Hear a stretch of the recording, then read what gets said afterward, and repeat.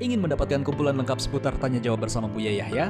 Dapatkan segera buku Buya Yahya Menjawab, berisikan kumpulan tanya jawab seputar problematika umat yang dikemas secara jelas, lugas, dan ringkas.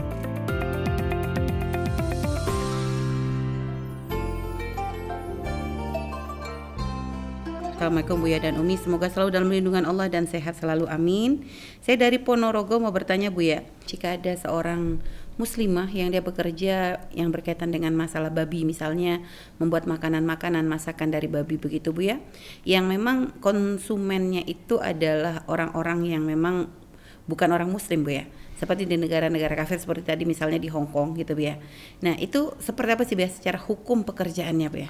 Jadi begini, kalau kita memberikan, jadi gini, kita memberikan sesuatu yang haram menurut kita kepada orang lain, itu tidak diperkenankan. Haram menurut kita. Kenapa? Sebab barang haram harus dijauhkan. Dijauhkan. Nah, saya kira.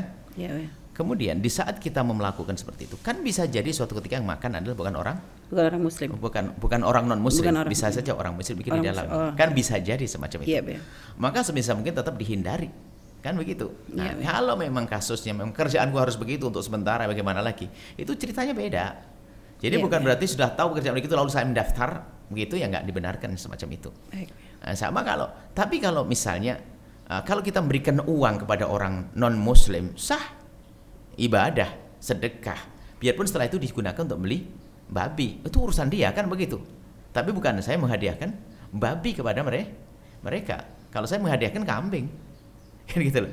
Ya. Jadi ini harus dibedakan dalam hal ini. Kalau saya memberi uang kepada mereka, lalu mereka membelikan apa saja yang menurut mereka halal dan menurut kita haram, nggak ada masalah.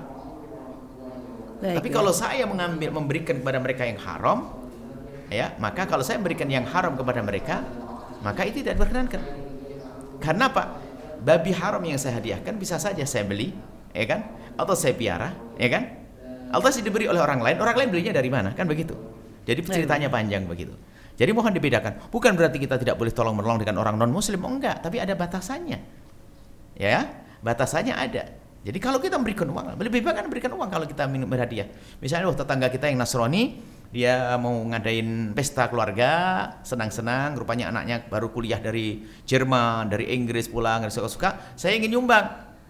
Kalau nyumbang jangan nyumbang daging babi, sumbang saja uang. Islam kan indah begitu, sumbang uang, senang mereka, ya kan? Atau makanan yang halal menurut kita, kan begitu. Karena bisa jadi di saat kita memberikan makanan, mungkin kita akan datang ke sana juga pada akhirnya, kita makan yang halal, kan gitu. Ya. Dan untuk nasihat bagi mungkin saudara-saudari kita yang terjebak dalam kondisi seperti ini Bu ya, untuk lepas belum bisa dan dia harus berada di posisi ini tuh apa yang harus dilakukan Bu ya? Ya tetap sesuai bekerja, nggak mungkin tidak, harus bekerja aja kan, yang normal dong kerjanya. Cara bertaubatnya gimana Bu ya? Tobat itu dari hati dulu. Pokoknya kontrak terakhir, begitu loh. Saya harus begitu dong. Karena lepas kontrak kan nggak mungkin, dia harus bayar sebagainya. Saya ini terakhir. Jadi indah, jangan dipersulit tobat. Jangan langsung keluar dari situ. Keluar itu dia punya utang, berangkatnya juga pinjam duit orang, kan? Lebih repot lagi. Jadi sudah, tampil istighfar yang banyak. Yang penting menyadari bahasanya hendaknya aku tidak boleh kerja di sini. Gitu saja. Baik ya, baik, masya Allah. Sahabat Al-Bahjah TV, setelah menyaksikan video ini, jangan lupa bersolawat kepada baginda Nabi Muhammad. Shollu ala Nabi Muhammad. Allahumma sholli alaihi wa ala alihi wa sahbihi.